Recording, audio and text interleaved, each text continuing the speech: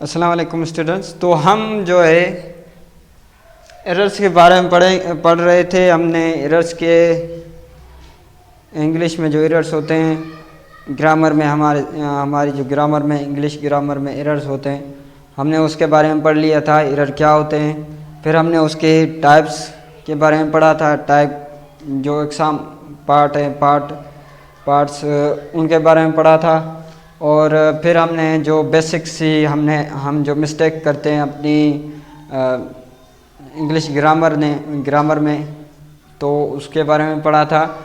आज थोड़ा मैंने अपर लेवल की, थोड़ी बेसिक से नहीं, इंटरमीडिएट की लेवल से मिडिल लेवल की लेवल तक की कुछ मैंने एग्जांपल्स जो है ना, जो कि हम जिसमें थोड़ा बहुत कंफ्यूज होते हैं हम, बहुत अक्सर हमें कन्फ्यूजन हो जाती है। तो मैं कुछ टर्म्स जो वर्ड्स हैं वो एक ही माना के होते हैं, लेकिन हमें थोड़े कंफ्यूज करते हैं। तो आइए समझते हैं उनका इस्तेमाल कैसे करें और अपनी जो इंग्लिश लेवल है उसको अच्छा इम्प्रूव करें। तो मैंने लिखा है एगो एंड बिफोर हैं, तो एक ही जैसे माने वाले अल्फाज।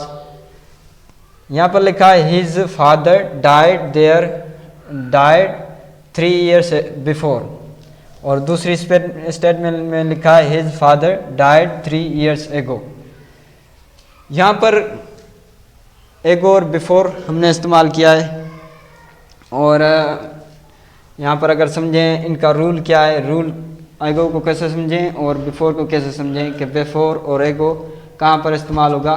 तो यहाँ पर मैंने रूल लिखा है ago is used in to count back from the present. Ago कहाँ पर इस्तेमाल होगा, जब हम उसको काउंट बैक करेंगे प्रेजेंट से, जो अभी प्रेजेंट चल रहा है उससे हम काउंट बैक करेंगे। It is used with a tense, past tense and time experience. Before is used when you date from any point of time before I went to Sukkur. तो यहाँ पर हमारा कौन सा करेक्ट होगा, यहाँ पर देखें कि बिफोर कहाँ पर इस्तेमाल हुआ। Before is used when you date from, आप बता रहे हों उस तारीख के बारे में जो कि एक स्पेसिफिक पॉइंट से आप बता रहे हों, टाइम बिफोर। तो बिफोर यहाँ पर कौन सा दुरुस्त करेक्ट है हमारे पास, वो है बिफोर का ये वाला, नहीं ये वाला मेरे ख्याल में। तो जो हमारे यहाँ, तो इसमें हमारा करेक्ट कौन सा है, या एगो वाला है या बिफोर।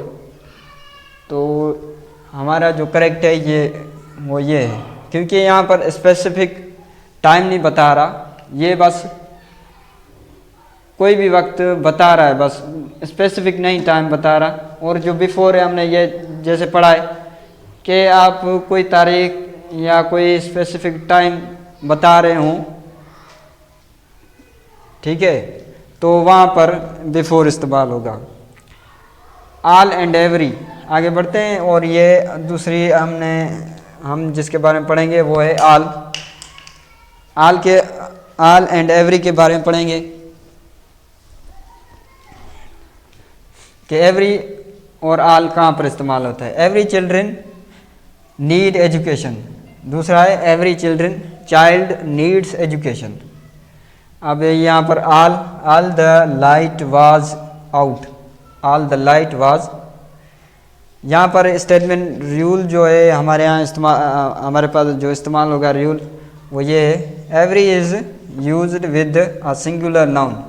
एवरी क्या है कि वो सिंगुलर नाउन में इस्तेमाल होगा। और जो ऑल है, all is used with plural noun. दोनों में फ़र्क क्या है कि एवरी हमारा सिंगुलर में इस्तेमाल होगा, और जो आल है वो प्लूरल में इस्तेमाल होगा। यह भी काफ़ी जो है स्टूडेंट्स को कंफ्यूज, जो स्टूडेंट होते हैं उनको कंफ्यूज करता है। तो यहाँ पर क्या है, यहाँ पर हमने जो चाइल्ड का प्लूरल क्या होगा, चाइल्ड्स, चिल्ड्रन। चाइल्ड्स नहीं होगा, चिल्ड्रंस भी नहीं होगा, सिर्फ चिल्ड्रन होगा। यहाँ पर जो हमें चाइल्ड लिखा है ये क्या है, सिंगल नाउन है। तो हमने यहाँ पर क्या पढ़ा कि single every is used in with a singular noun. तो सिंगुलर नाउन, तो हमारा ये जो सेंटेंस है ये करेक्ट और ये इनकरेक्ट होगा। और all the light was out, all the lights were out. यहाँ पर वर्ब जो है हमने यहाँ पर सिंगल वर्ब के लिए इस्तेमाल किया है, यहाँ पर लाइट्स होगा। तो जब हम all the lights were out, यहाँ पर क्या लिखा है हमने, all is used with a plural noun और एवरी इज। तो यहाँ पर ऑल हमने लिखा है, जो कि स्टेटमेंट दी है कि all the lights were out. यहाँ पर लिखा है all the light was out. यहाँ पर सिंगुलर को हमने शो किया है, यहाँ पर प्लूरल को शो किया है। वर्क आपको पता है कि कहाँ पर इस्तेमाल होता है, प्लूरल पर इस्तेमाल होता है। प्लूरल हम बात करें वर्ब की, ये जो फॉर्म है वर, ये इस्तेमाल पास्ट में होती है और यहाँ पर पास्ट कंटिन्यूस होती है। और यहाँ पर हम बात कर रहे हैं कि यहाँ पर प्लूरल की बात कर रहे हैं और दूसरी में हमने सिंगुलर की बात की है। तो ये ऊपर वाली स्टेटमेंट जो सेंटेंस है वो गलत, इनकरेक्ट है हमारा। दूसरा है हमारे पास all and already. We are already for the show, we are all ready for the show. यहाँ पर अब देखें कौन सा करेक्ट है। तो already mean all are ready. यहाँ से हमें ये ऑलरेडी हमें ये बताता है कि सब तैयार हैं, और ऑलरेडी बताता है बाय नाउ, सूनर, जल्द ही। ऑलरेडी मतलब जल्द ही। तो हमारे पास जो यहाँ पर करेक्ट स्टेटमेंट है वो सेकंड वाली है, सेंटेंस सही है, और दूसरा जो सेंटेंस है वो इनकरेक्ट है। तो आपको समझ आया कि हम पहले एगो एंड बिफोर को कहाँ पर इस्तेमाल करेंगे। दूसरा है ऑल एंड एवरी, और तीसरा जो हमारे पास हमने जो सेंटेंस में इस्तेमाल किया वो ऑलरेडी।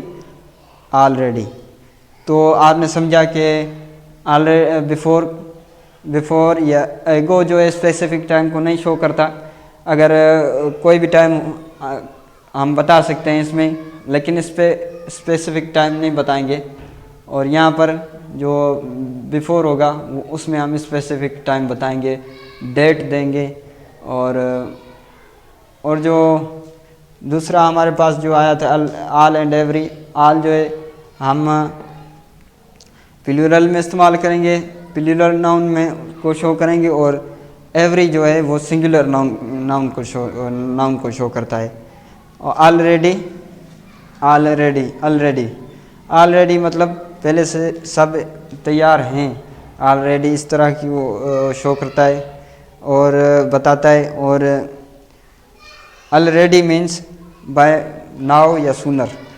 इस तरह से आपको समझ आया कि हम ये जो मैंने 3 बुनियादी जो कि इस्तेमाल होते हैं हमारे सेंटेंस में आम तौर पर, तो उनको हम इस्तेमाल कर सकते हैं। जब हमें अगर सही समझ आ जाए तो हम एरर्स की वैसे जो मैंने 2 पिछली वीडियो बनाई हैं तो वो भी एरर्स के बारे में बताई हैं।